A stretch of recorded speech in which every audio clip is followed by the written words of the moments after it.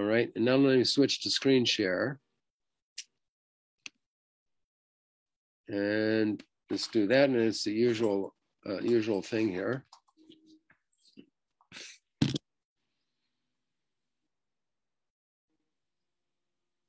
Oops, nope, that's not working. Let's see, did I do it right? Yeah, let me click this here. Yeah, that's right. Okay, this should be right. Okay, here we go.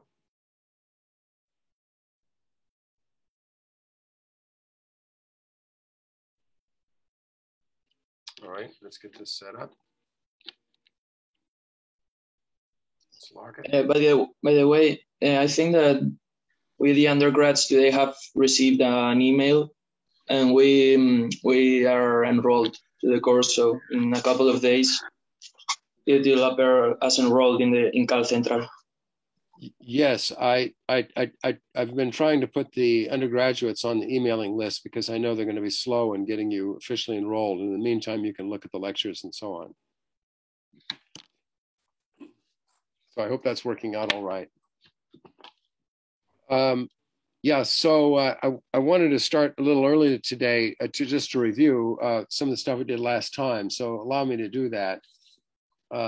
We ended up last time with the postulates of quantum mechanics. So let me just go over these again. This is just a review.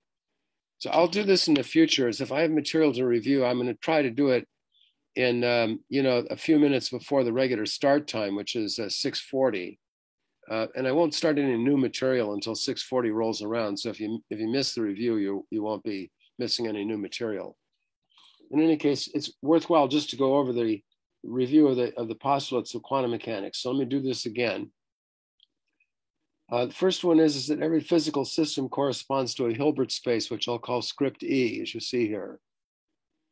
Second one is every pure state of the system corresponds to a ray in E. Now, we haven't defined what a pure state is, but we'll do that tonight. What a ray is it's a one-dimensional subspace of the Hilbert space. That's to say that it consists of all vectors that are that differ from a given non-zero vector by means of a normalization in the phase. So it constitutes a one-dimensional subspace, and that's what corresponds, physically speaking, to a pure state. We choose any non-zero vector in the ray, and sometimes we call that quote unquote the state of the system, but it's really the ray that's represented by that state, which is the state of the system.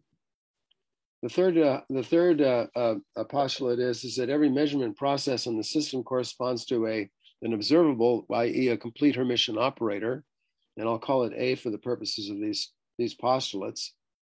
The fourth one says that the measurement of A, that if you carry out the measurement, that the answers come out always to be the eigenvalues of the corresponding operators. And these could either be discrete eigenvalues or continuous, depending on the operator in question. In the discrete case, the probability of measuring its discrete value, A equals A sub n, is given by this formula here. It's basically the state psi, the state again being non-zero vector in the ray, sandwiched around Pn divided by the square norm of the state psi, where Pn is the projection operator onto the nth eigenspace corresponding to the operator A, to the eigenvalue An. In the continuous case, the probability of measuring A lying in an interval between lowercase a1 and a0 and a1 is given by a similar expression, except the projection operator projects onto the interval in question. So Pi projects onto the interval. And then the last postulate, which is sometimes called the collapse postulate, says that after the measurement has been carried out, if it's in the discrete case where A equals An, then the system is replaced. It's no longer the same system as before. It's replaced by a new one, which is the projection operator Pn applied to the old state. This is a new state now. On the other hand, if it's in the continuous spectrum, then the system is represented by P sub I, acting on the original state. Okay, so those are the postulates. Repeated, a little bit of review here. These postulates are rather abstract, and in order to apply them and understand what they mean in a practical circumstance, there's a number of questions that need to be answered. One of them is that if you're given a specific physical system, how do you know which Hilbert space corresponds to it? In particular, like what's its dimension? We'll say something about that in a minute.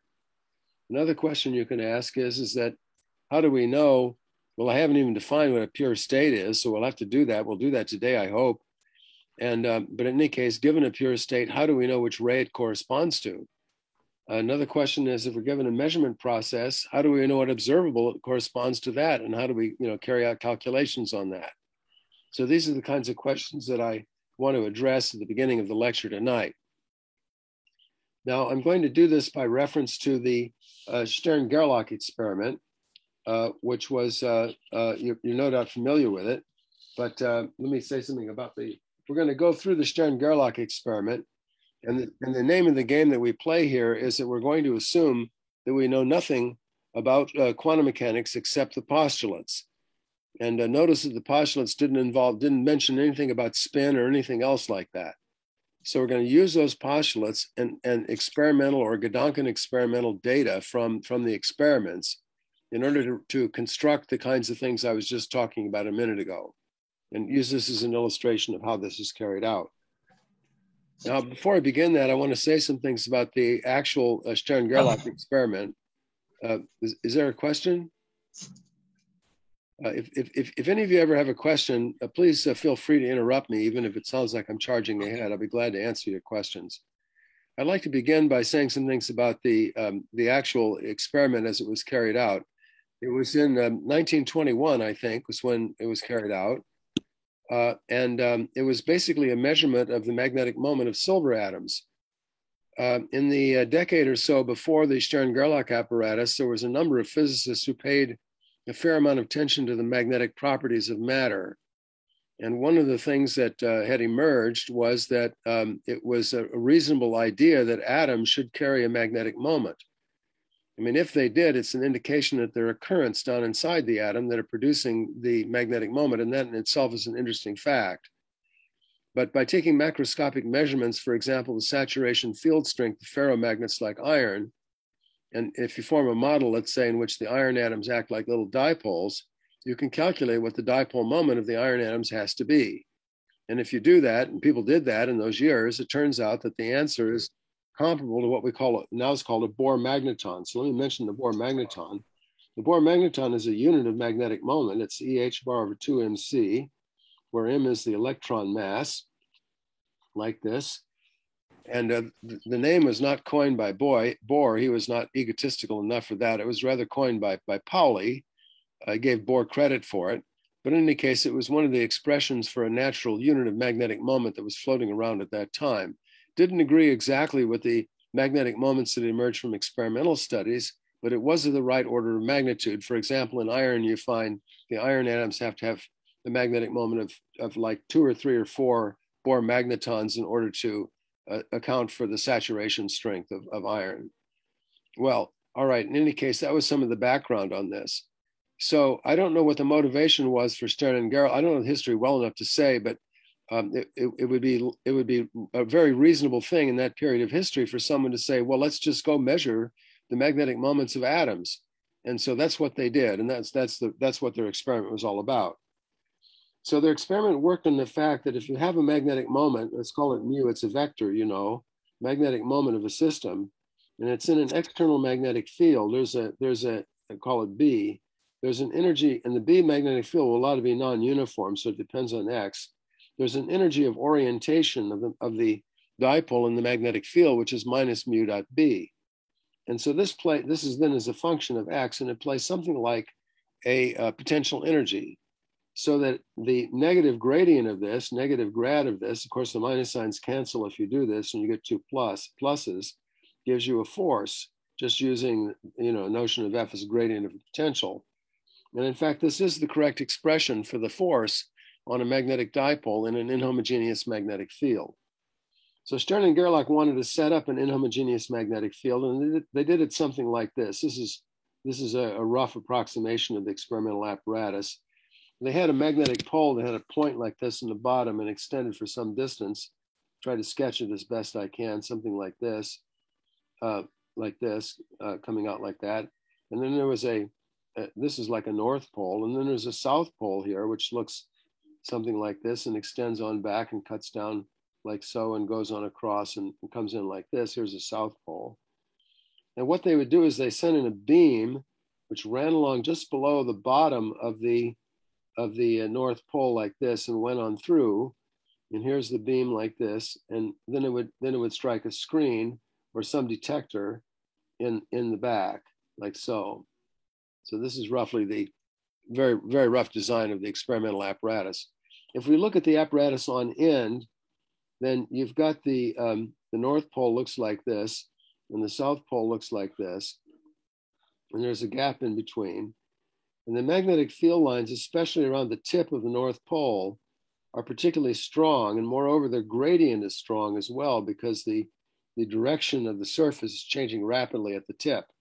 So right near that tip, you get the strongest gradient. That's what you need to get strong forces for the gradient of the mu dot B force. And so they ran their beam, as I just explained, right below the point of the upper pole, like this diagram here shows, because that's the place where the gradient is the strongest. Now let's say that the direction here, vertical like this, is the z direction, or if I draw it on this diagram, it's z like this. Then if you're right on the axis, if you can see my spot right there, if your beam is going right through that spot right there, then it's right on the axis. And there the magnetic field is in the z direction, so it's B sub z, which depends on space times z hat. And in fact, if you're really right on the axis, it depends only on z. It doesn't have an x and y dependence either. Well, it does have an x and y dependence. You move to the right, but on that line, it depends on z.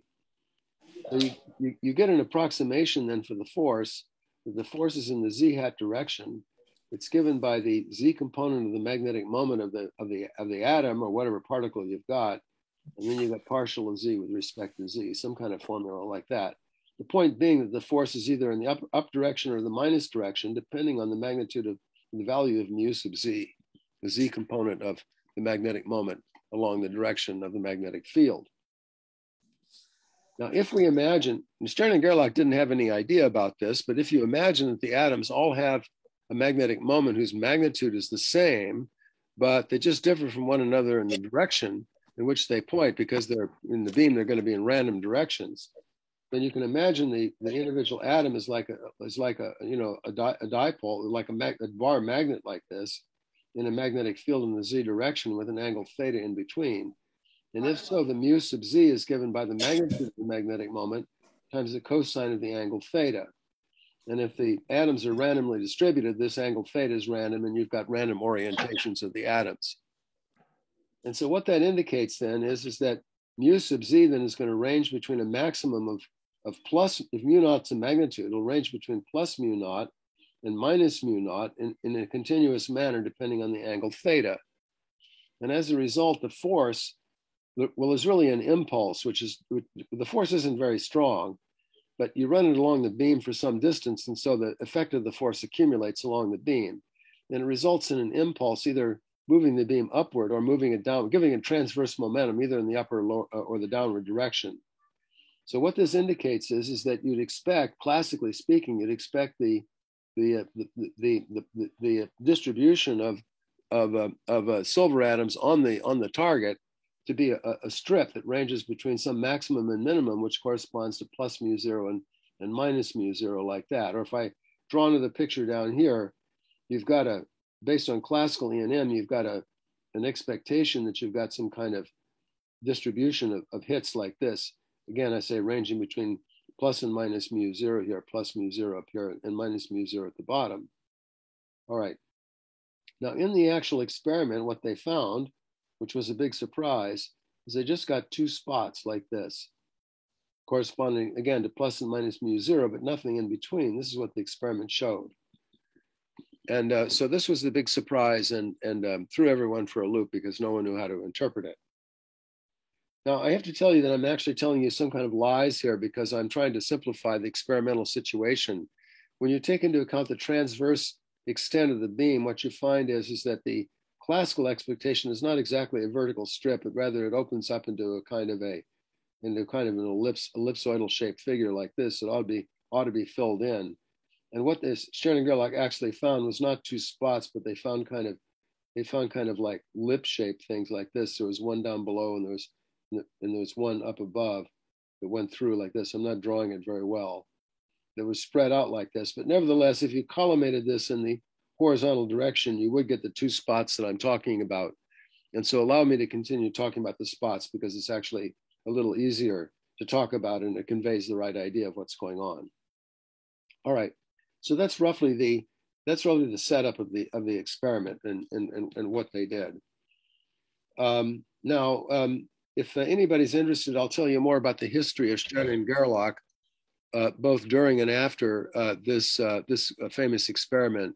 It's quite interesting, but let me postpone it until after lecture is over. If anybody is curious about it, or if we have any time at the end, I'd be glad to tell you about some of the interesting history of this.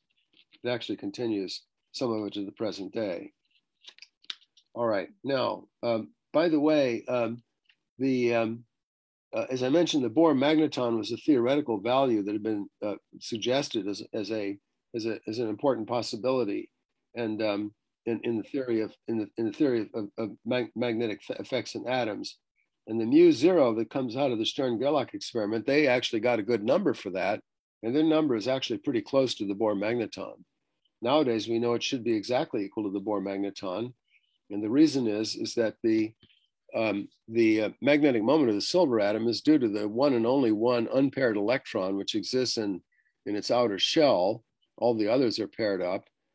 And so it's the magnetic moment of this free electron, it's not a free electron, the bound electron, which in effect shines through the atom.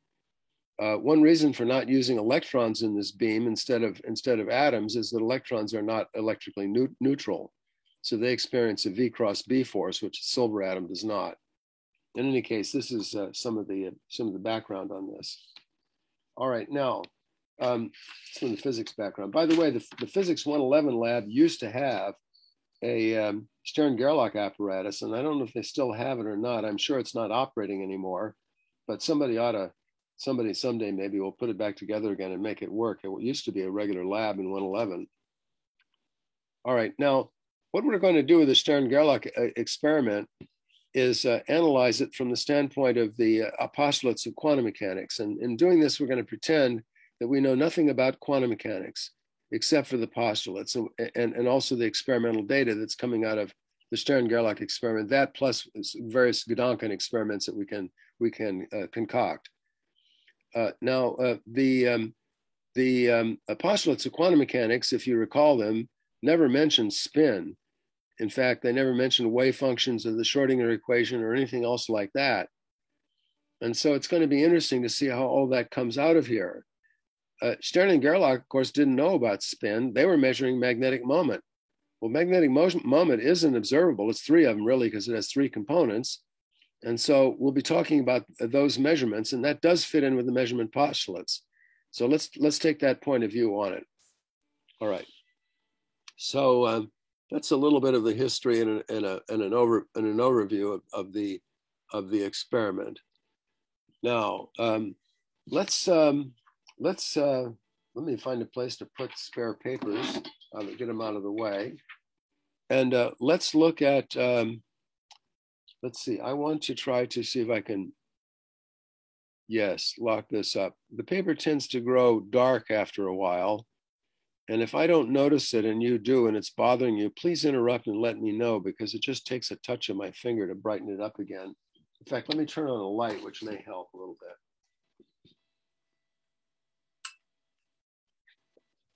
I don't want it too bright because then it washes it out. Let me try to do it again. Let me block it again like this. Okay, good. That's probably better. All right. So let's look at a Stern-Gerlach. Really, it's a Gedanken experiment because it's a tandem Stern-Gerlach, but it works like this.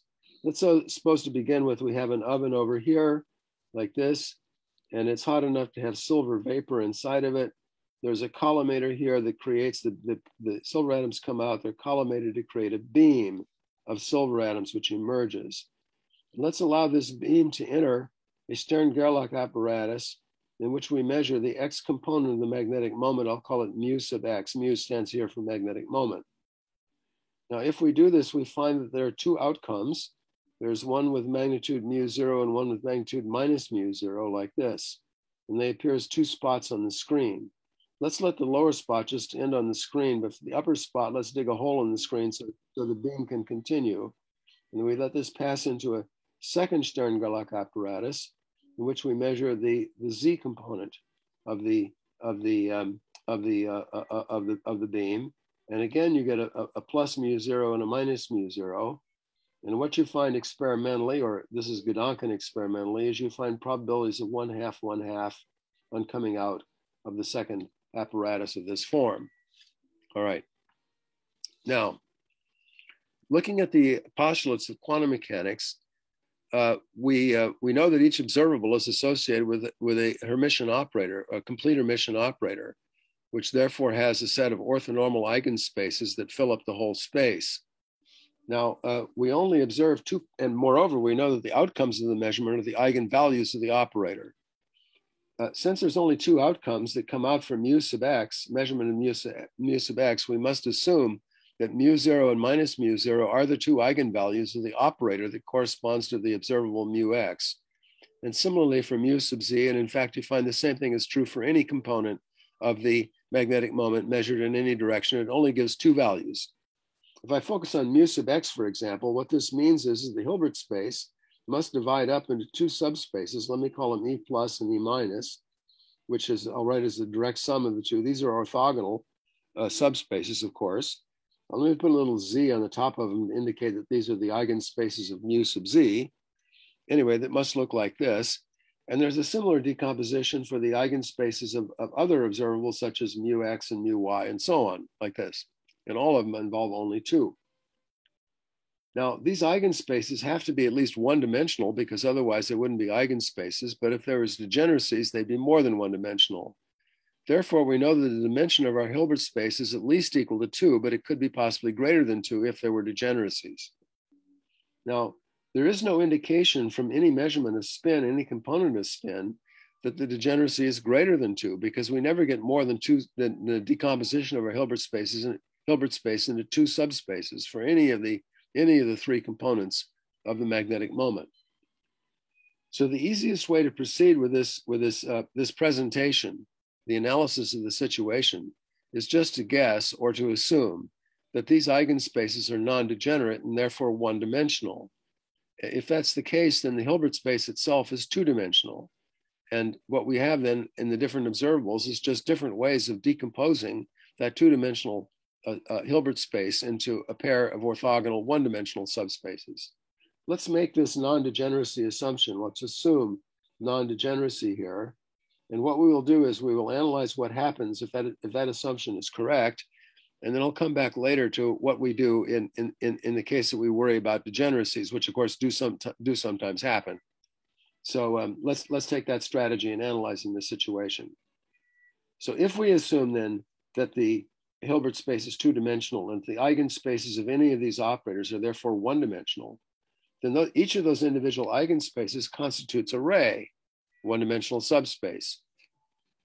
Now, whatever a state we assume enters this mu x measurement apparatus coming from the oven here, the postulate number 6, it's the collapse hypothesis, says that the output, that after the measurement has been made, giving a definite value mu0, is that the state of the system is then represented by the projection of the original state onto the eigenspace corresponding to that eigenvalue.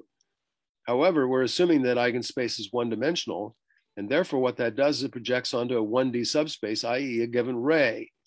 And what that in turn means is that the system is in a pure state after this measurement, and whatever vector you get in there, as long as it's non-zero, represents that ray as well as any other vector. So the state of the system the quantum state of the system is known on emerging from the first apparatus. And let's write it this way as mu x with a plus sign like this in a Ket language to indicate a non-zero. In fact, we'll assume it's a normalized vector lying in the one-dimensional eigenspace of the operator mu x with eigenvalue plus mu0. That's that notation, that what that means. That doesn't determine the phase of this vector, but we will assume that it's normalized because there's no reason not to. It's non-zero, so we can normalize it. Let's do that. All right, so this mu x then is known. And in fact, we can do this something similar for the plus and minus eigenvalues of all three operators, mu x, mu y, and mu z. And so let's just get a notation for them. We have mu x plus and minus. We have mu y plus and minus. And we have mu z plus and minus, which are now 6 vectors that span, in pairs, span the 2-dimensional Hilbert space. We're going to take the mu z basis as being kind of the standard basis in this analysis. And so to simplify the notation, I'll just omit the mu z and we'll just call this plus or minus for short. But for the others, we'll put in the mu x and mu y to indicate what the operator is. Now, any of these pairs of operators span the space because the operators are complete. And so in particular, if I take mu x plus, which is this state coming out of the first measurement apparatus, I can write it as a linear combination of the mu z eigenstates like this, with some coefficients plus and minus, c plus and c minus. Let me write it like that. So this is certainly possible. And these coefficients c plus can be obtained by taking, c plus and minus can be obtained by taking this equation and forming a product on the left with a bra, for example, the bra plus. What it'll do is it'll pick out the plus term because plus plus scalar product is 1 and plus minus is 0, because, to remind you, eigenvectors corresponding to distinct eigenvalues are orthogonal. So carrying out this scalar product, what we get is that the plus scalar product with mu x plus is given by c plus. And you can see that if I took scalar product with minus on the left, bra minus on the left, I get c minus. And so we get this useful formula giving these expansion coefficients in terms of scalar products. All right, now then. So that's a little bit of preliminaries here. So in the experiment, are we putting one atom at a time, or are we pushing an ensemble of atoms together?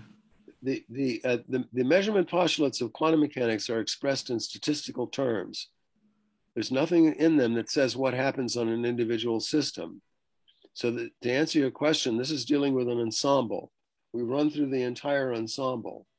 Now, these statements that I'm making here about the plus and minus are just based on the postulates of quantum mechanics. Accepting them, it's based on the postulates of quantum mechanics. But the probabilities that are talked about in the postulates can only be determined by making repeated measurements on identically prepared systems. And that's what we've got here is we're preparing as atoms come in from the oven, we make the measurement of mu x. They either end up with minus mu 0, in which case we throw them away. Otherwise, they're passed on to the second apparatus. This gives us an ensemble of systems. And that state vector there represents that ensemble. I'll say this again. We oftentimes in quantum mechanics use language like, quote unquote, the wave function of the electron. But actually, the wave function does not refer to a single electron. It refers to an ensemble of identically prepared systems that contain an electron. And it makes predictions about the statistics of measurements on the ensemble. In fact, that's all it does. That's the only thing that quantum mechanics does, at least in the traditional orthodox interpretation, which is what we're pursuing here tonight. All right. So this is just some linear algebra now. Now, on the other hand, if we use the postulate number 5, which relates to the probabilities, what we know is that we get a probability of, let's say, measuring mu z equals plus 1/2 after we've got a feeding in mu x equals plus 1/2 into the mu z apparatus. So what that says is that the probability of measuring mu z equals 1/2 is 1/2. What's it equal to? Well, it's equal to the state mu x plus, which is our state in question, sandwiched around the, I'll call it pz plus mu x plus, where pz plus is the projector onto the eigenspace with eigenvalue plus mu naught corresponding to mu sub z as an operator. That is, pz plus as an operator itself is just the outer product of plus plus, being a one-dimensional subspace. That's all it is. And so putting this in, substituting that in, we get mu x plus scalar product with plus times plus scalar product with mu x plus. And that's equal to the absolute value of plus scalar product mu x plus squared. And that's equal to, by this formula up above here, that's equal to the magnitude of c plus quantity squared. And so we find that c plus squared is equal to 1/2. And this means that c plus, this coefficient here, and this expansion is equal to some phase which we can't determine by what we've done so far. Let me call it e to the I alpha 1 divided by the square root of 2. the experimental data that I've invoked so far only allows us to determine the magnitude of C plus and not its phase. Now you can see that if I do the same thing with a mu z equals a minus sign up here, the same analysis will go through, and what we'll find is that C minus is equal to a phase times 1 over the square root of 2, and let's write this as e to the I beta 1, like so. Then these two coefficients, their magnitudes are determined but not their phases. So let's now take these and then plug this into this expansion here. We're going to work on expanding this mu x plus, this state here, in terms of the linear combinations of what we're thinking of as our standard basis vectors in the mu z basis.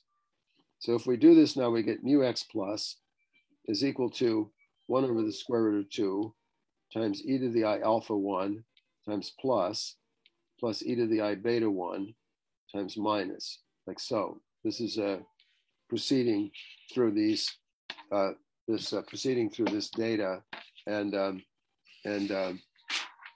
the pseudo-experimental data or Gedanken experimental data and the postulates of quantum mechanics.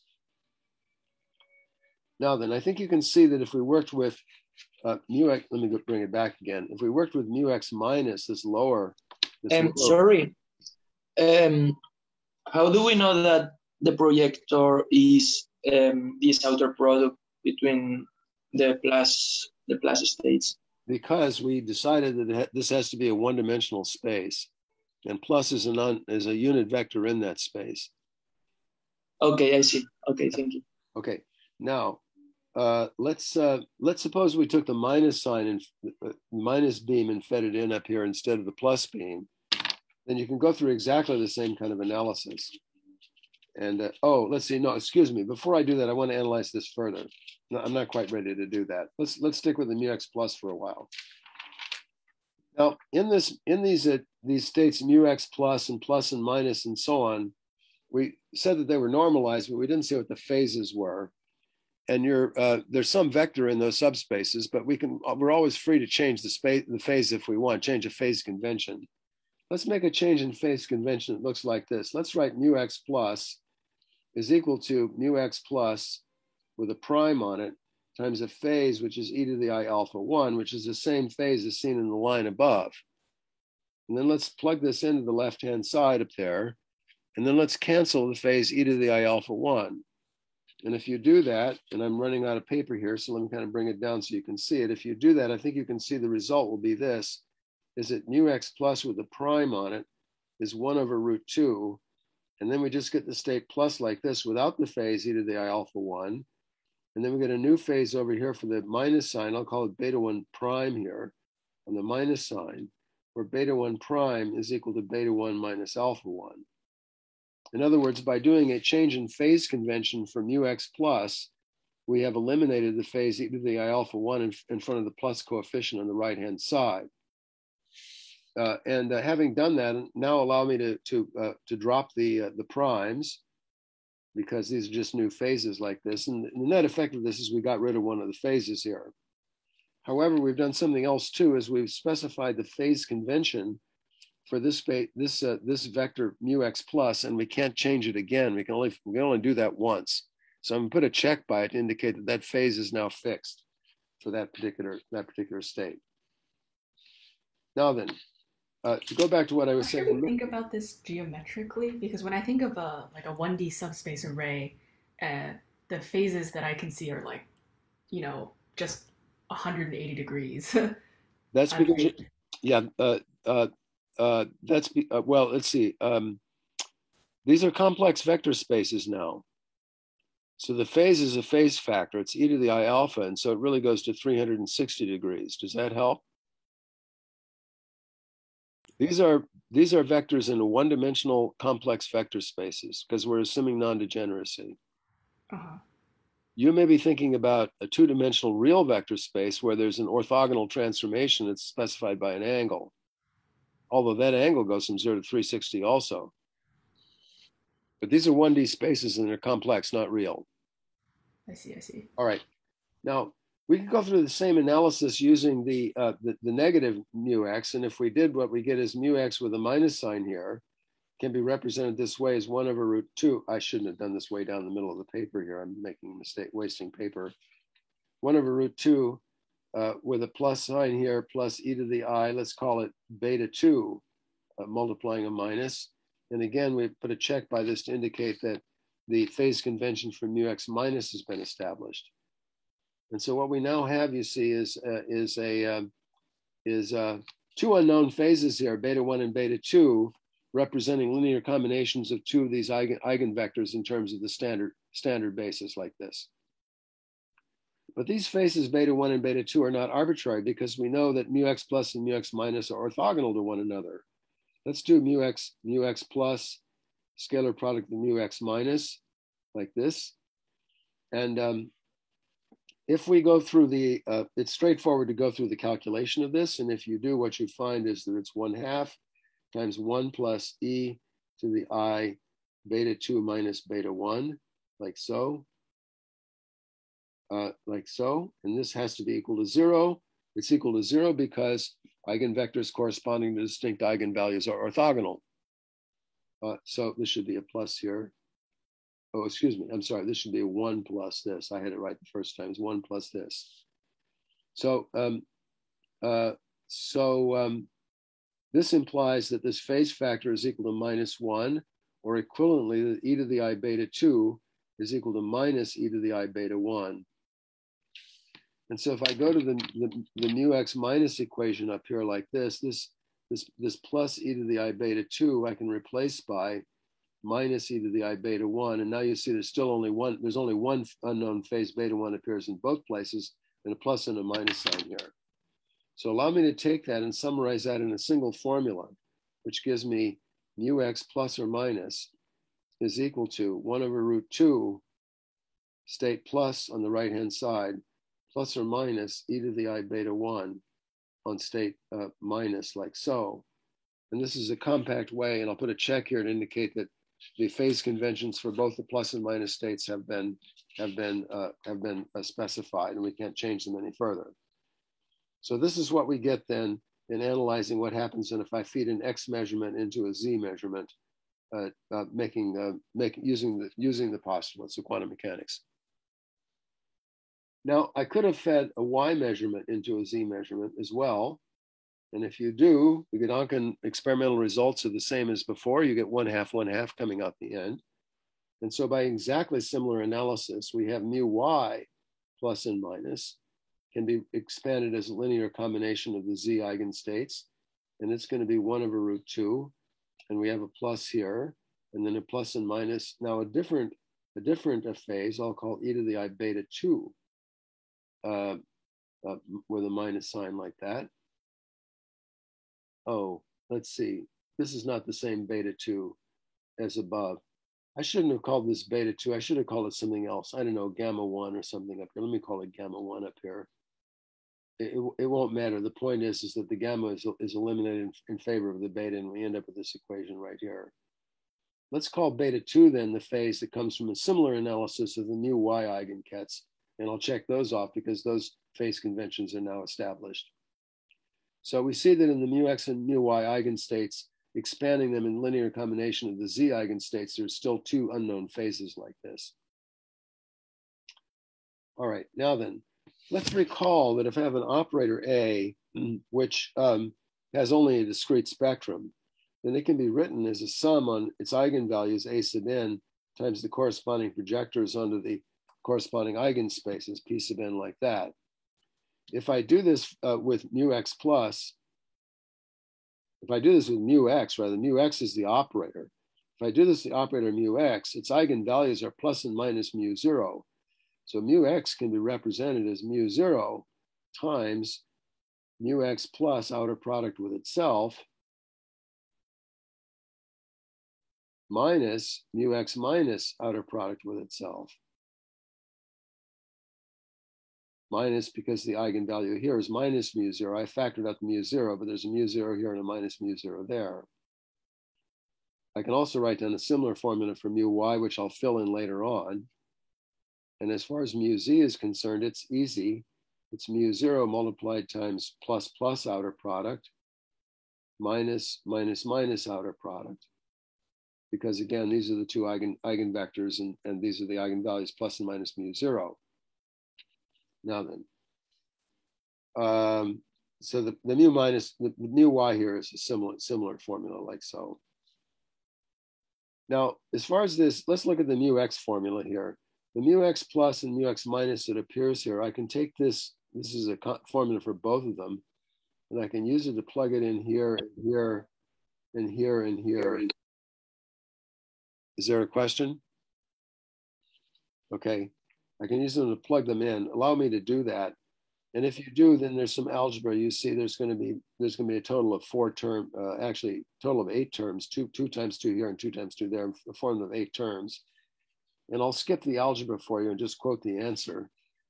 And if you do this, what you find is that mu x as an operator is given by mu0. And then we have e to the minus I beta 1 times the outer product of plus with minus, and then plus e to the plus I beta 1, the outer product of minus with plus. And mu y, I can do the same thing. It's mu0 times something which I'll fill in later on. I'll leave this blank for now. And then mu z, I've already copied you before what that is. That's mu0, it's plus plus minus minus minus. Let's work on the mu y a little bit. The mu y, to write it down here, is mu0 times e to the minus I beta 2 plus minus plus e to the I beta 2 times minus plus, like so. All right. So far we haven't exhausted all the Gedanken experimental data yet. We've fed an X measurement into a Z and a Y measurement into a Z. Let's now take an X measurement and feed it into a Y measurement. And again, you get 2 answers with 50% probability. What that means is that if I take the mu y plus or minus scalar product with mu x plus, and I square this to get the probabilities, this is equal to 1/2. I'll go through the algebra on this one just to show you how it works out. So let's first of all look at, without doing the square first, let's look at just the scalar product. So we've got a mu y plus and minus, which are given by the last page here.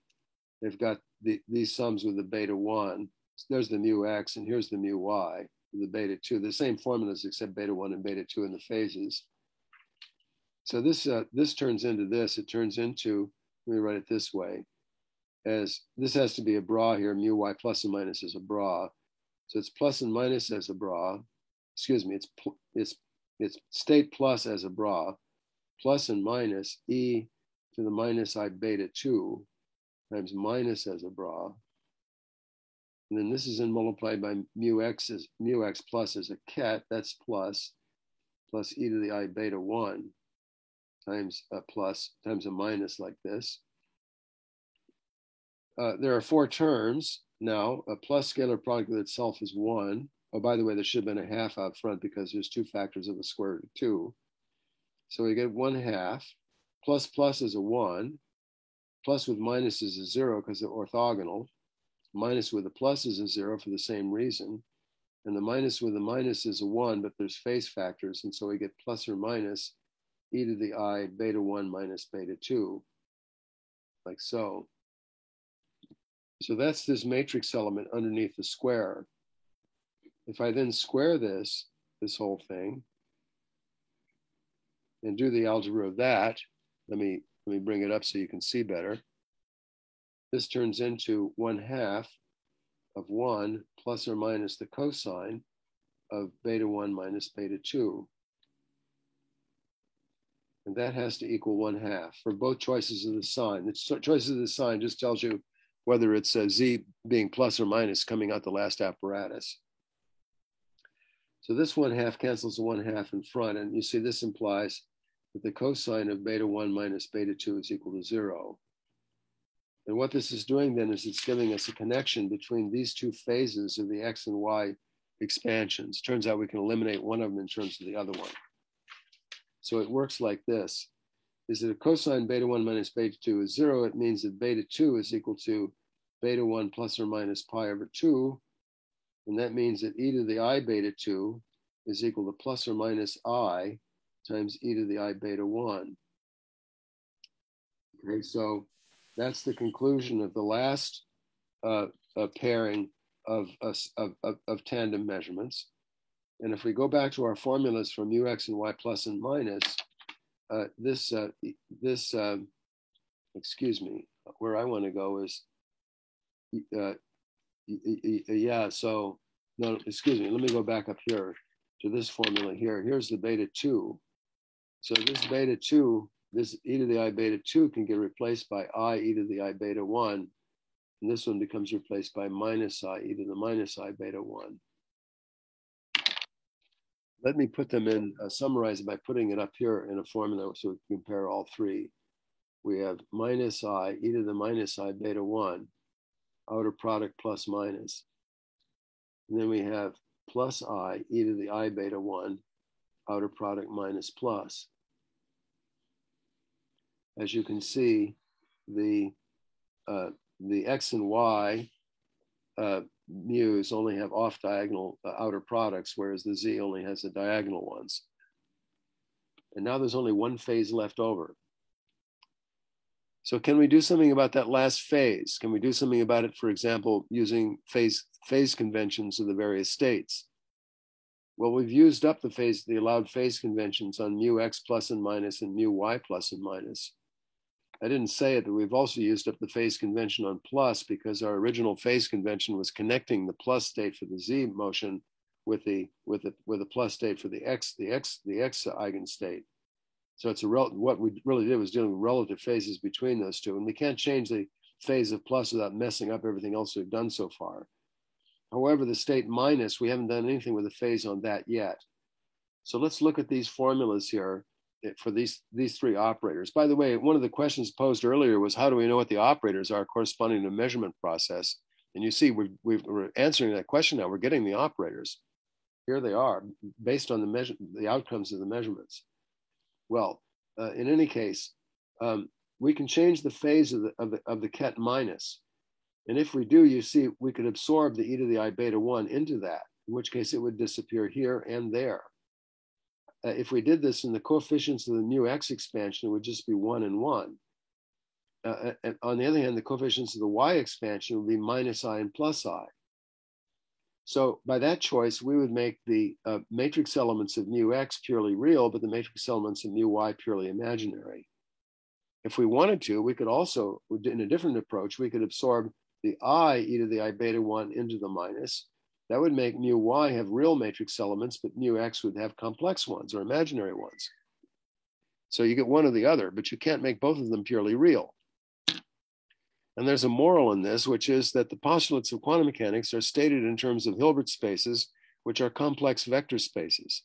And this example shows that the postulates of quantum mechanics and experimental results cannot be met using real vector spaces only. Complex vector spaces are necessary, and this is an example that shows that. Now, in the real world, that is to say, in the way that physicists do quantum mechanics on planet Earth, we choose the option of absorbing the phase e to the I beta 1 into the minus. That makes the mu x matrix elements real and the mu y's matrix elements purely imaginary. And if I then write these out in terms of matrices instead of as linear combinations of outer products, then to summarize, here's what we get. I'll summarize in here on a new sheet of paper. Now, let me get rid of this old stuff here. The summary is then this, is we get now to rewrite these expressions for these three operators. We get mu x now written as a matrix is mu 0, 1, 0, 1, 1, 0. Mu y written as a matrix is plus or minus mu 0 multiplied by 0 minus I and 0 like this. And we get mu z is equal to mu 0 multiplied times 1, 0, 0 minus 1. And this is the result then. And you see what we've done now. The net effect of this is that based purely on experimental results and phase conventions, we have gotten explicit formulas for these operators in a standard S sub z basis, in which all phase conventions, all arbitrary phases have been eliminated, except for this annoying little remaining plus or minus sign, which is right there. So what I'm going to do is leave it for you as an exercise to think about that plus and minus sign to see if it can be eliminated on the basis of making appealing to physical data or to phase conventions, and see if you can get rid of it. But except for that, if we ignore that for now, you can see that clearly what we've done is we've discovered the Pauli matrices. And in fact, we've ended up with a formula here that looks like this, is that the magnetic moment operator is given by this mu0, which was determined by Stern and Gerlach times the 3 Pauli matrices sigma, like that. All right. So this is the illustration then of deriving a Hilbert space and the operators and the vectors in it on the basis of experimental data, and mostly getting rid of all the arbitrary phases. Now, there is one problem we have to return to, however, which is how did we know that the eigenspaces of mu x, mu y, and mu z were non-degenerate? We just assumed that for simplicity. How do we know that they might not have degeneracies? The important thing to say is that this is not a mathematical problem. If somebody gives you a Hermitian operator and they say, find, the eigenvalues and degeneracies, well, you know how to do that. The degeneracies is related to the number of linearly independent eigenvectors. But we're not given the mathematical problem, we're given a physical problem, and the mathematical structure is being constructed from the postulates of quantum mechanics. This is a way of saying that degeneracies, if they exist, must have some physical significance. And so now I'd like to explain what that significance is. So it goes like this. Let's imagine an idealized experiment in which we measure an observable A. We've got some pure state coming in, let's say, let's call it psi, pure state coming in being fed to observable A. And let's say, to make life simple, let's suppose that A has a discrete spectrum, and we throw away all the possibilities except for one, which I'll call A sub n. And then this A sub n state, we then feed to a second measurement B like this, and it has a number of possible outcomes, and all of them we throw away except for one, which is B sub m, comes out the other side like so. So this is a tandem experiment like this. Let's denote the state coming out of the first apparatus and going into the second one. Let's call it psi sub 1. In accordance with the postulates of quantum mechanics, psi sub 1, this is postulate number 6, that psi sub 1 is the projection operator onto the nth eigenspace of observable A acting on the input state psi. So let me write this way, as P sub AN acting on psi.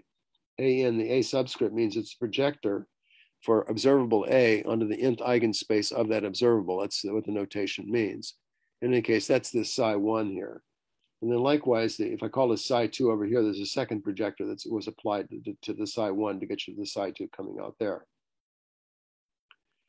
Let's ask the question here about what's the probability of measuring first A sub n and then following with B sub m. This is a compound measurement with two answers. And in accordance with statistics, the probability of doing this is the probability first of measuring A sub n in the first place, multiplied times the conditional probability of measuring B sub m, given that we had A sub n on the first half of the process.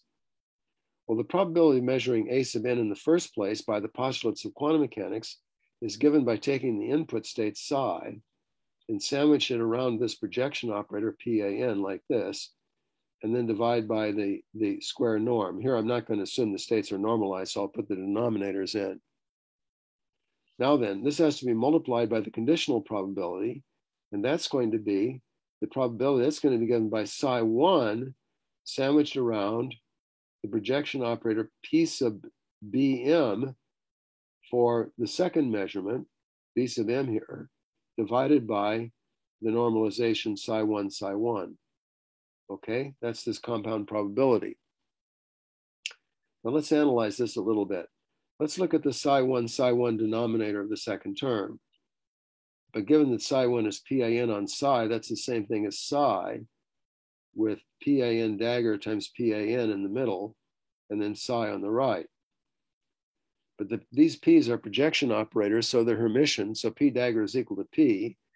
And they're also idempotent, which means their square is equal to themselves. So p squared is equal to p.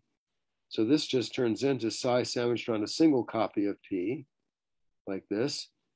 And what that means is that that denominator here cancels that numerator there. As far as the second numerator is concerned, we've got psi ones, but if we plug in the psi one up above, we can now rewrite this probability, and it now looks like this. It's in the original psi, sandwiched around PAN times PBM times PAN, psi again on the other side, divided by psi normalization like that. That's the conditional probability for measuring AN first and B sub M second. Okay. Now, so this is straightforward analysis of quantum mechanics using the rules. The question then arises whether this probability is the same as if we made the measurement in the reverse order. Suppose I won't redraw it, but suppose we swap the A and the B measurements. Clearly, you'd get the answer by replacing these three projectors here by a different choice, which would be P sub BM, P sub AN, P sub BM, like this, just basically swapping the A and B projectors like that. And in general, these would not be the same projectors. And so the result is, as we see, is that on performing subsequent measurements of observables one after the other in quantum mechanics, in general, the outcome, that is to say, the statistics of the outcomes on measuring across an ensemble do depend on the order in which the measurements are made. This is in contrast to analogous measurements that can be made on classical ensembles in which the order does not matter. All right. Now, on the other hand, if the two observables A and B commute with each other, then it is plausible and can be easily proven that the projectors also commute. And so this product of three projectors in the first choice and this product of the three in the second choice can be rearranged, and then they become the same operators. And by the way, the PBs, squared, there's idempotent, so you just get a product of two projectors you can write in either order.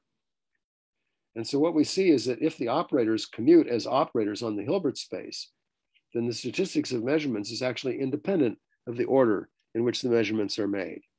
So this is an important special case. Now then, there's a converse to this as well. It turns out that if the probabilities of measuring things of A and B in two different orders, if those probabilities are the same for all choices of input state psi, and for all choices of the levels AN and BN of the two operators, then it implies that the operators commute. So this is an if and only if statement we can make here, is that the measurement process commutes for all possible input states and for all possible pairs of outcomes of the measurements, if and only if the corresponding operators commute. An important aspect of this fact is that the commutativity of operators is in principle an experimental matter to determine. If you're willing to make enough measurements, in practice it doesn't work out that way, but in principle you can do this. Is that it's an experimental matter to decide, based on these postulates of quantum mechanics, whether your observables commute with one another or not. And by the way, you can easily show on basis of what we've done that mu x and mu y don't commute, but they might, so other operators might, and this is the situation. Excuse me? Yes. Here where you wrote the probability of A sub n, B sub n, but after canceling the terms, and you have the psi bra times the PAN, then PBN, shouldn't on the left, the PAN, shouldn't that be the dagger? Yes, but it's a projection operator, which is Hermitian. Oh, I see. Okay. Yep. Okay. All right, good. So, this situation is conveniently analyzed in terms of the geometry of the Hilbert space. Perhaps you'll remember, I hope you remember a little bit about the proof that I outlined in my last lecture with the important theorem that two observables possess a simultaneous eigenbasis if and only if they commute. I won't go over the theorem again, but I'll use some of the same construction. So let me show you how that works. So for starters, we want to draw attention to, let's look at the first operator A. Let's draw attention to its nth energy eigenspace. I'll kind of draw it big here. Let me call it E sub AN, indicating which of the two operators we're talking about. It's a vector space, so it has an origin there like that. Now, perhaps you remember that since, let's assume that A commutes with B. If A commutes with B, perhaps you remember that this eigenspace is actually invariant under the B operator, so that B maps any vector in the space into the same space. Thus, we can define an operator that we can call B bar, which is just the original B restricted to the subspace. It's really the same operator, except we just made its domain smaller, that's all. However, B bar on this subspace EAN, which is itself a Hilbert space, is a Hermitian operator. And therefore, by the spectral theorem, it decomposes this space into orthogonal eigenspaces of the operator B. It's kind of hard for me to sketch them, but let's say there's two of them like this. Here's one, and here's two, and they might correspond to eigenvalues, let's call it B1 and B2 like this. And I'm drawing them as if they're 1D, but of course they might be multidimensional. Now, what is this B1 line that I just drew here? This is actually a simultaneous eigenspace of both A and B, with A as the eigenvalue A sub n and B is B1. Likewise, this one is a simultaneous eigenspace of A and B with different pairs of eigenvalues. Now, if these projectors commute in the case that the operators commute, it means that if we first project A, we're going to take our original vector and project it onto the subspace EAN, and then project on B, it's going to project onto this line, this illustrated as a line here, this B1 line. But if you did it in the reverse order, you'd get the same answer. You'd get a projection onto the same simultaneous eigenspace of the two observables. So to go back to the diagram here, if these observables A and B in the measurement diagram, if they commute with one another, then the state that comes out here and from this measurement is actually lies in the simultaneous eigenspace of both A and B. And that means that it lies inside the eigenspace of A, but in a subspace of that, which is also an eigenspace of B. Now let's go back to our original question, which was, how do we know whether the eigenspaces of a given observable are degenerate or not? That's to say, are they multidimensional? Let's focus on this AN subspace, for example. Well, if we find an observable B which commutes with A, and we make a measurement like I just showed here, a subsequent measurement, after measuring A equals AN, we measure B. And if we come out with, let's say, four answers like I've illustrated here, what that means is that this eigenspace of A must be at least four-dimensional because it's got four B subspaces in it. It might be more than four-dimensional because these simultaneous eigenspaces themselves might be degenerate. They might be multidimensional, but it's at least four. So the way that I drew this here, getting four answers coming out, means that the eigenspace of A with eigenvalue A sub n is at least fourfold degenerate. All right.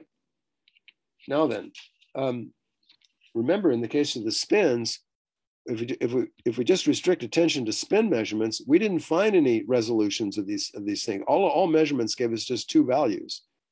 All right. In any case, the only observables that commute with like mu x is basically mu x itself, so that doesn't help.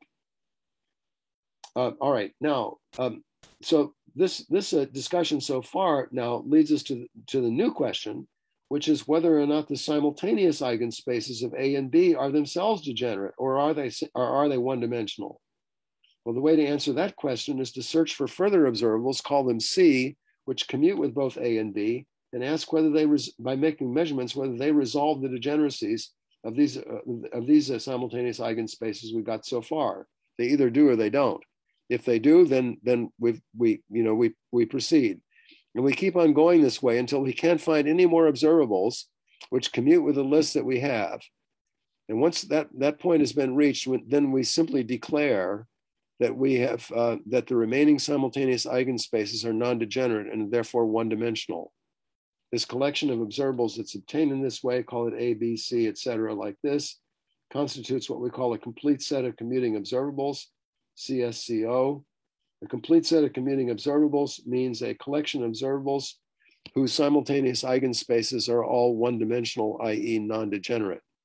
And therefore, by giving you the eigenvalues of the members of the complete set, you uniquely specify not a vector, but rather a one-dimensional subspace of the full Hilbert space. Okay, I hope that's clear. This is the physical approach to deciding whether or not you have degeneracies. This does raise the question, however, is how do you know when you've gone far enough? If I can't find any observables that commute with the ones I've got so far in the list, how do I know it's because I'm just not clever enough and I maybe missed one? The answer to that question is that really, if following the logic of this presentation, the answer is that you don't. You don't know whether there's additional observables. If there are, then there's further physics that you haven't taken into account yet. That's kind of the idea. All right. So what this is doing is it's dethroning the problems of finding eigenvectors and degeneracies and so on from being a purely mathematical problem and placing it and turning it into what's ultimately a physical problem. All right, so I hope that settles the questions about degeneracies then. By the way, if we took our Stern-Gerlach experiment and we decided to make measurements of the spatial degrees of freedom and not just the spin, then we'd find degeneracies galore. In fact, they become infinite-fold degenerate. And then one is talking about the larger Hilbert space. And we're also including more dynamics now, not just the spin. All right. Now, I want to make a few comments now about statistics of measurements. If I have an observable A, and again, let's say it has a discrete spectrum with outcomes A sub n, like this. If I'm just doing ordinary statistics you call the average value of the outcome A bar, just using, never mind quantum mechanics, just look at statistics. It would be the sum over the outcomes n of the outcomes themselves, an, multiplied by the probability of that outcome, which we call Pn. However, quantum mechanics, the postulates tell us what Pn is, and that's given by the state psi sandwiched around the corresponding projection operator. I'll assume the state is normalized here, so I don't need a denominator like this. And this can also be written this way as a psi sandwiched around the sum on n of an Pn, like this, psi like so. And now what you see appearing in the middle, in between here, is the standard expression for the way you write an operator in terms of its eigenvalues and projectors. Like this, the capital Pn's are the projectors, the lowercase pn were the probabilities. So this just turns into psi like so. And in this manner, what I've done is I've derived a formula that you know very well since you started studying quantum mechanics, that this is how you compute expectation values. But the point is that there's Hilbert space operations that give rise to quantities that have an identical interpretation in terms of probability and statistics. Likewise, what we might call the dispersion of a probability distribution, I'll call it delta squared, is the sum on n of the probability Pn multiplied times a sub n minus the average value of a quantity squared. And this is, I think you know, turns into the following thing. It turns into a operator a minus the expectation value of a quantity squared psi like so. And this is useful for computing essentially what in statistics you call standard deviations. We usually call it a dispersion in physics, and it means about the same thing. But this is how you calculate it. So this connects Hilbert space theory with probability theory. All right. Now, there's another important question which has been left dangling by the Stern-Gerlach Gedanken experiment. Let me draw the oven and so on again in the collimator. Here's our collimator, like so. And and here's silver atoms in the vapor, and we get a nice beam like so. Let's suppose this beam is passed to an apparatus which measures the spin in a direction n hat like this. Let's call this observer 1 does this. S in the direction n hat is just another notation for n hat dotted into S. So for example, if n hat were the unit vectors x hat, y hat, and z hat, then we're just getting the three components of the spin operator sx, y, and z, and so on. In any case, there's two answers that come out. They've got the usual plus and minus. This is spin instead of magnetic moment, so the answers are plus and minus h bar over 2 instead of plus and minus mu 0, but it's basically the same measurement. If we throw one of these away and feed the next one into a second measurement apparatus here with a second observer, let's call it observer number 2, might measure some observable, let's call it A, like this. All right, so let's consider this type of arrangement. Now, as I explained earlier, whatever state the system has on entering the first measurement apparatus, there's only two outcomes, and we decided they were non-degenerate. So what that means is there's a well-defined pure state that comes out the other side, and let me indicate it here by n hat plus like this, meaning it's the state in which the spin it's the eigenstate of the operator n hat dotted into S with eigenvalue plus h bar over 2. That's the meaning of that. And this state is determined to within a phase. If I normalize it, which I assume I do, it's determined within a phase. All right. And then observer number 2 then can make measurements of whatever observable he or she wants. And the rules of quantum mechanics allow you to determine the statistics of the outcome. However, this diagram raises an interesting question, which is, what about the beam which enters the first apparatus coming from the oven? Is it described by a state vector? It certainly is after this measurement. What about before this measurement? Is it described by a state vector? And the answer to this question is certainly no. And here's the following reason. When we make this measurement of S sub n hat for various values of n hat, the answers turn out to always be plus and minus h bar over 2 with 50% probability. So for example, if I want to measure S sub x, and I want to get the average value of S sub x on this first measurement, the average value is equal to the h bar over 2, which is the outcome of a plus sign with a probability which is 1/2, plus the outcome the other way, which is minus h bar over 2 times its probability, which is also 1/2. And the answer, therefore, is 0. So the average value measuring Sx on the beam coming from the oven is 0. And the same thing is true for Sy and Sz. They're also average values are equal to 0. And why is that? It's because the oven has got hot vapor and metal vapor in there, and it's in thermal equilibrium at a high temperature.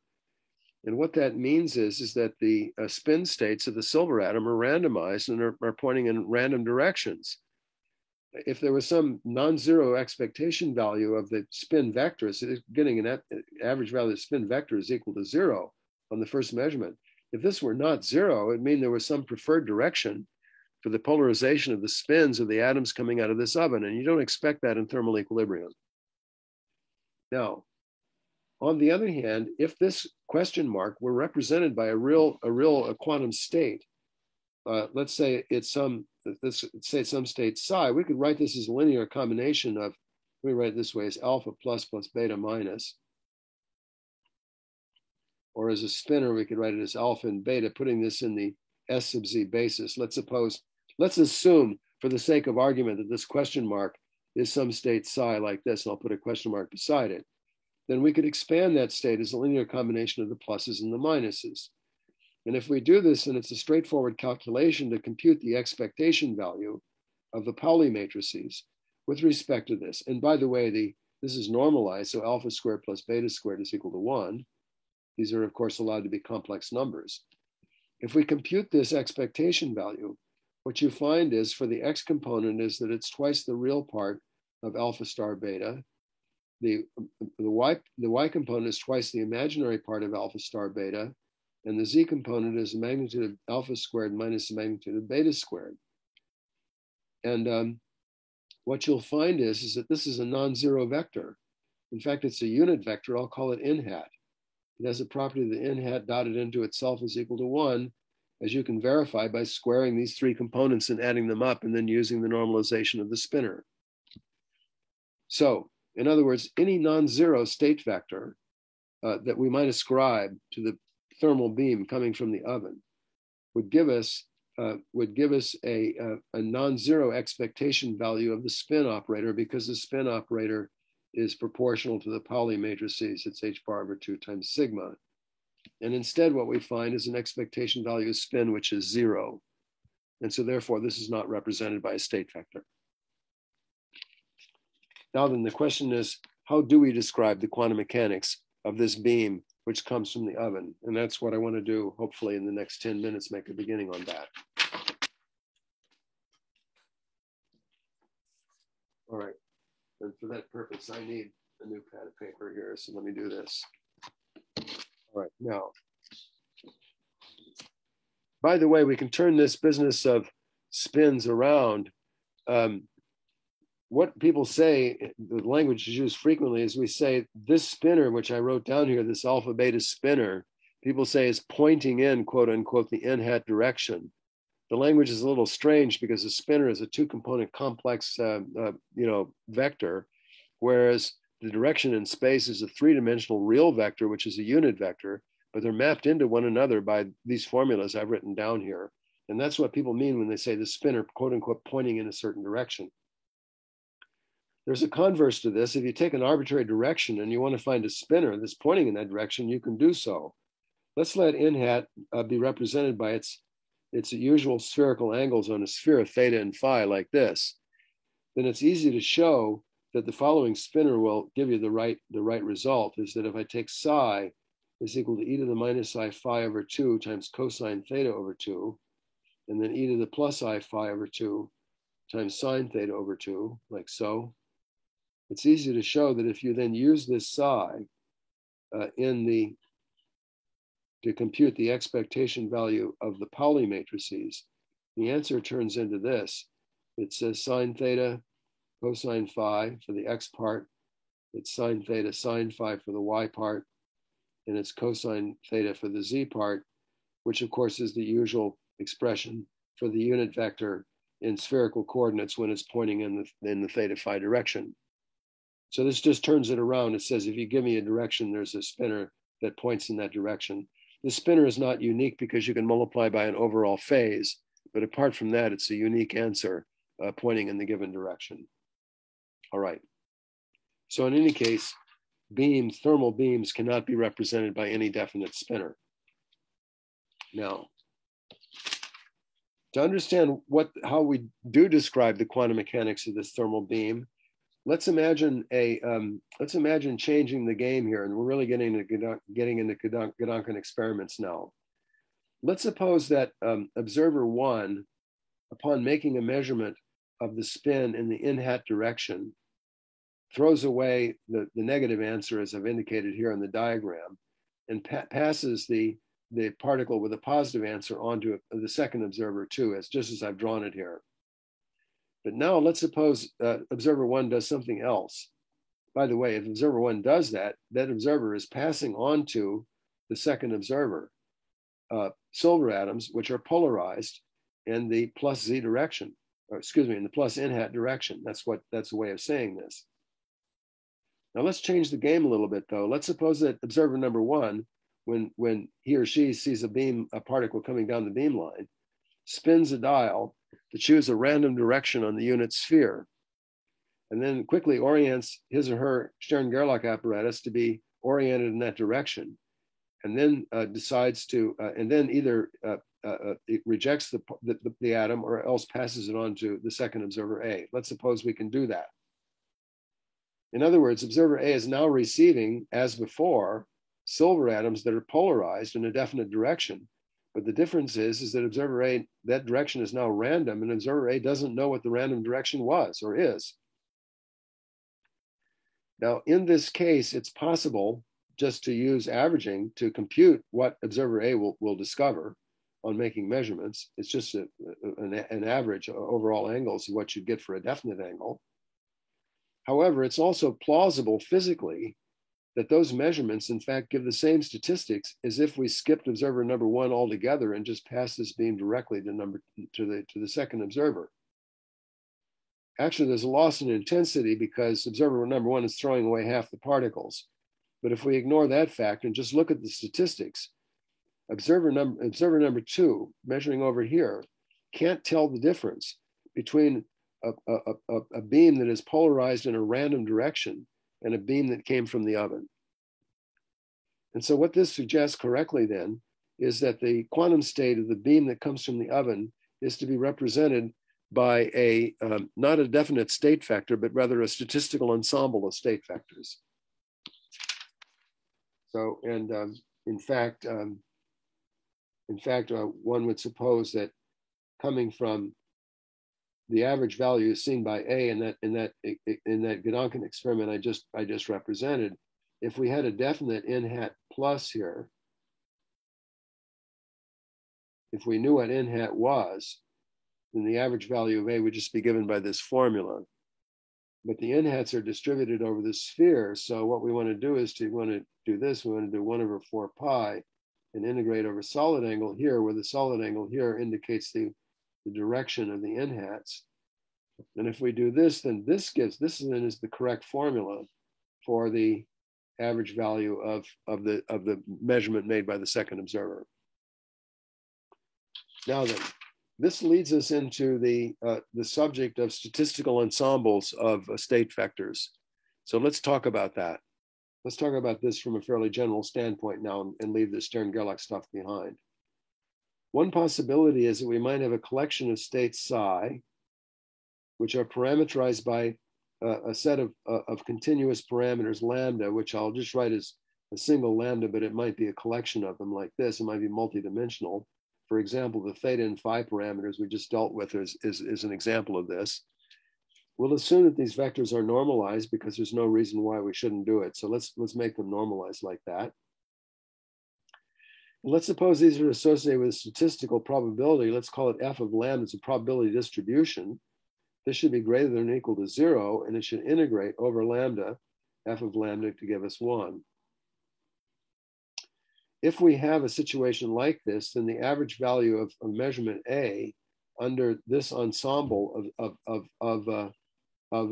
state vectors would be the following: is if we knew what lambda was, it would be psi lambda sandwiched around A. But we don't know what lambda was. We need to multiply by the probability density in lambda like this and then integrate over lambda. And if we do, then this gives us the expression for the average value of A. Now, sometimes we have discrete distributions of state vectors. Let's suppose I've got a collection of state vectors psi sub I. So I represents an indexing the states. And we'll assume that these are normalized because, again, there's no reason why they shouldn't be. So let's make this 1. And let's give these probabilities. Let's call it f sub I. So f sub I have to be non-negative, and they have to add up to 1 because they're probabilities. Then the average value of A, including the statistics inherent in the quantum mechanics as well as in these f's, is given by the sum on I of f sub I of psi I sandwiched around A, like this. Okay. Now, this in the discrete case here, the notation I'm using may confuse you because you've seen notation like this in other cases, and I want to be careful what this really means. I assume the psi i's were normalized because there's no reason that I can't make them normalized, so I'll just do it. I am not assuming that the psi i's are orthogonal to one another, however. You see, if I want to take a series of definite state vectors and assign probabilities to them, I might, for example, have a spin up and a spin down. If you can see my hands now instead of the board, spin up and a spin down, I could give them 80% and 20% probability, something like that. That's possible to do. And those two states are orthogonal to one another. However, there's nothing to say to prevent me from saying one state is spin up and the other one is spin sideways. Those are not orthogonal, but I can still give one to 20% and the other 80% probability. So in this collection, in this ensemble business here, we do not assume the different psi i's are orthogonal to one another. All right. In any case, this is the continuous and this is the discrete case. Now, in both these cases, there's a neat way of writing the expectation value of A, and it involves what's called the density operator. So the density operator is this. The density operator rho has two definitions depending on whether it's the continuous or the discrete. In the continuous case, it's the integral over the parameters lambda times the probability distribution f of lambda times the outer product psi lambda psi lambda. And in the discrete case, it's the sum on I of the probability fi times the outer product psi I psi I. And if we make this definition of the density operator, then both these formulas up above, can you still see them, for the expectation value of an arbitrary observable A can be captured with a single formula, which is the average value of A is equal to the trace of rho times A. And we'll put a box around that. I want to emphasize this formula because this formula is, it could be argued, it's one of the most important formulas in quantum mechanics because it gives the results of a measurement. It looks like just an expectation value, but in fact, an arbitrary measurement, the results of an arbitrary measurement can be represented in this form. It gives the result of an arbitrary measurement in the general case in which the system is represented by a statistical ensemble of state vectors rather than by a single pure state. And so it's the result of measurements in the general case. That's why it's an important formula. I see I'm out of time. Are there any questions about this?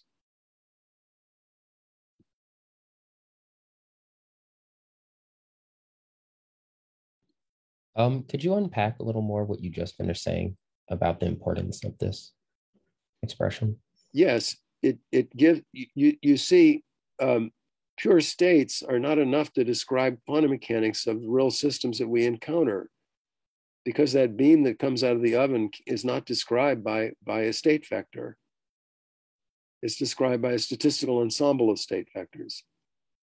So we call a pure state is where you only have one state vector, and a mixed state is where you have a statistical ensemble. That's the next thing I'm going to say. In any case, mixed states are more general because in general, you do have statistical ensembles. And in fact, if you just have one, that's a special case in which you have just a single state with a probability of one. So what we call a pure state, where you have a wave function, is a special case of a mixed state, which is described by a statistical ensemble. So that's the most general situation, is to have a statistical ensemble of mixed state. And the mixed state is described by a density operator. Pure state can be described by a density operator as well, but a mixed state, there's no option there's no wave function for a mixed state. It's like it's a mixture of wave functions, or more than one, you see, with different probabilities. That's one way of looking at it. I'm going to correct that somewhat in the next lecture, but anyway, you can think about that for now if you want. So the importance of this formula is that it gives the outcome of an arbitrary measurement on a physical system in the general case in which the quantum state of the system is represented by a density operator. Okay. Yeah, no, okay. That's the unpack. I hope that unpacks it. Are there any other questions, any other unpackings you'd like me to do? Yeah, so if you observe A, how do you get the density operator from the observable? Because it feels like there's kind of a lot of different ways that you could get F and psi since they're not orthonormal anymore. Well, suppose we went back to a pure state where you had a wave function. You could ask the same question. If I give you A, how do you know what the wave function is? That's actually not a trivial question. How do we know what the wave functions are? In particular, measuring wave functions is actually something people don't really do. So I'll talk about that more. But the question of how do we know what the density operator is related to the question of how do we know what the wave function is. In fact, the latter question is really a special case of the former. Does that help you? I mean, I didn't answer your question. I don't have time to do it, and I'll address that in the next lecture. How do we know what rho is? How do we know what the wave function is? But once you know that, once you know the density operator or the wave function, if it is a pure state, then the rules of quantum mechanics allow you to predict the outcome of measurements. It involves then, just expectation values of operators. Did that answer your question?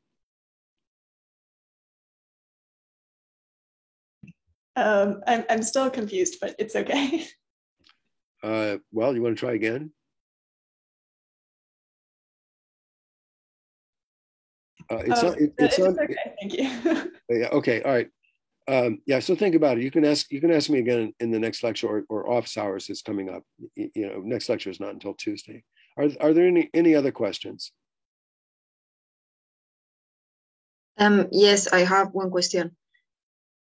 In equation 23 in the notes, like when you write the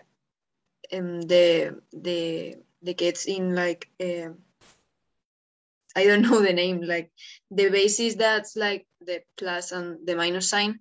What does it mean that the y1 has a plus and a minus?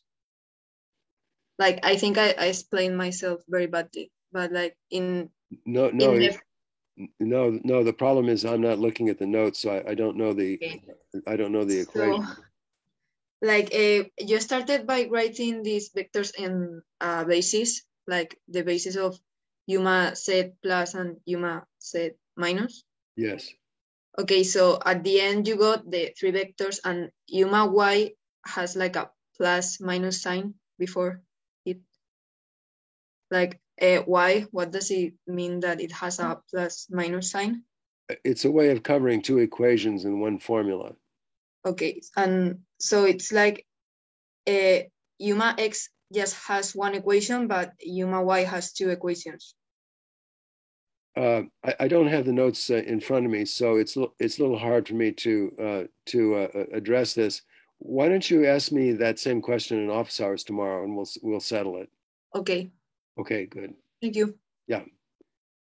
Are there any other questions? I think I can stop screen share now if there's not going to be writing anymore. So would anybody like to hear a little more about the history of Stern and Gerlach? Yeah. Good. I was waiting for a yeah. Okay. So I think most of what I'm saying is true. I wouldn't write this down without doing some research first, but I think most of what I'm saying is true. For one thing, when Stern and Gerlach carried out their experiment in 1921, it was a very tough time in Germany. It was right after the end of the First World War, and finances, things were in a mess. And it's my understanding that the experiment, the Stern-Gerlach experiment, was supported in part by some funds that were raised by Max Born, who gave public lectures on Einstein's theory of relativity, which had just recently broken through with a measurement of the gravitational bending of light, just like a year earlier. So there's a lot of interest in it, and nobody had much money, but he gave popular lectures and gathered some funds to help support that experiment.